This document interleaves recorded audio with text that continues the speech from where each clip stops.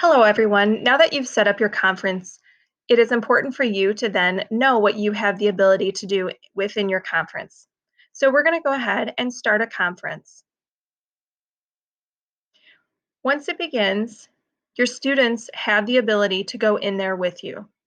You will follow the prompts to join with your microphone, or the students can join using their phone if they so choose. Testing.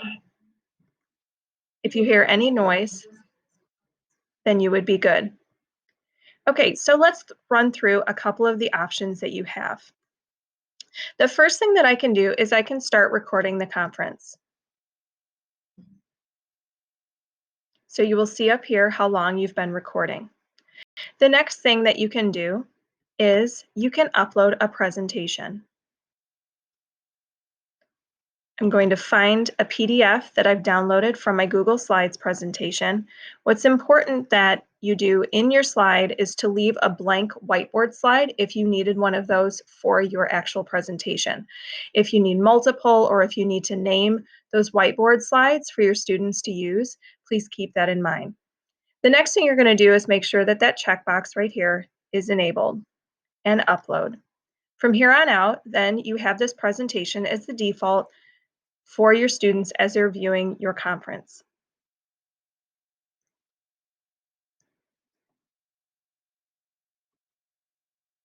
As you're sliding through, your students will see them. So here's some other things that I would like to take note of. So we've already done the recording a live video conference. We've uploaded our documents and we can use our interactive whiteboard.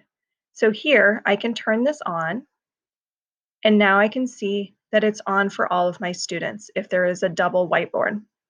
The next thing you can do is use the tool. So if I wanted to draw, I could draw a line underneath this section to highlight something. Now, all students have that on because I have this on, but if I just wanted to have my tools for me to annotate, I could definitely do that.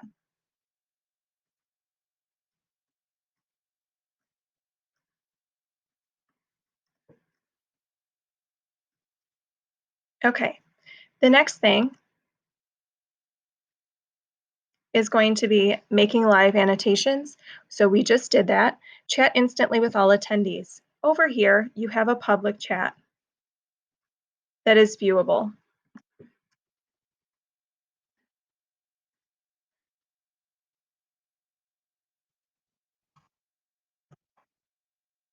And you will see it here. You also have the ability right here to manage all of your user status. Okay, so you can allow them to raise their hands, you can mute them, you can even create breakout rooms. Or if you need, you can have write closed captions for your students that need this. Another thing you can do is share a YouTube video. So what I'm going to do is I'm going to open up a YouTube video in another tab, have that prepped and ready, and when the time comes, I can screen share.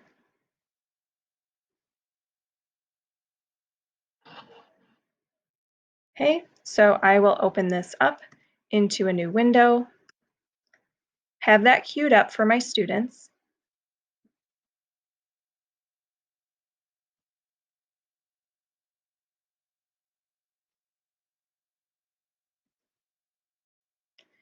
Go back over to my big blue button and say screen share. Going to choose the screen, or I could choose the Chrome tab that I have open, and I can choose the YouTube video itself. Share. Now notice that it's sharing right from here. Using the open to enlarge screen, let's go full screen for my students. And my students would be able to see this. When I'm done with the video, I can click on stop. I go back over, and now the students have this screen back, and the screen share has ended. Another thing that you can do is a quick poll. So you can create a poll, you can start it, you can select an option below, and work from there. I'm going to show custom polls in another video, but I think this is a really great way for you to start with your students using this wonderful tool. Pause the recording. Yes. The session is not being recorded anymore. And then once it is complete, I click on Options and I end the meeting.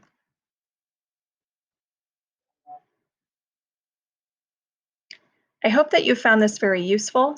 And if you're looking for that 7-day recording, all you have to do is go back to your Conferences tab in that course, click on Conferences, go to Completed, and there is your sample with a play button for you to watch, and it is available for 7 days.